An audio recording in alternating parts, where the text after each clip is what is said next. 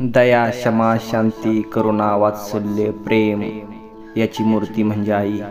आणि याच आईसाठी एक कविता आपल्यासमोर मी सादर करत आहे.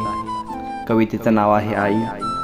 हातात हात देऊन चालायला शिकवलं, हातात हात देऊन चालायला शिकवलं, घासातला घास देऊन जेवायला शिकवलं, घासातला घास देऊन जेवायला शिकवलं. पडलो झगडलो जरी मी तेव्हा तूच मला सावरले, पडलो झगडलो जरी मी तेव्हा तूच मला सावरले. निशब्द जेव्हा होतो मी शब्द माझे तुला गवसले. आई लेकरू तुझे मी प्रतिरूप तुझ्या मनातले, आई लेकरू तुझे मी प्रतिरूप तुझ्या मनातले.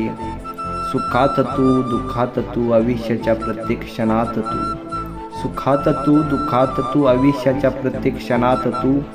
रूप तुझे शब्द तुझे बोल तुझ्या अंतरीचे, रूप तुझे शब्द तुझे बोल तुझ्या अंतरीचे. श्वास तुझा प्राण तुझा मी लेकरू तुझ्या पदरातले. दूर सारूने व्यथा साऱ्या उभी राहिलीस खंबीर पाटी, दूर सारूने व्यथा साऱ्या उभी राहिलीस खंबीर पाटी. अशक्य तेही शक्य करत गेली पडलेली प्रोत्साही थाप तुझी.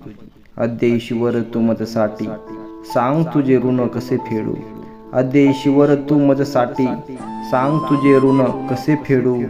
आई लेकरू मी तुझा सांग तुझ्यासाठी काय करू, आई लेकरू तुझ्या मी सांग तुझ्यासाठी मी काय करू. धन्यवाद.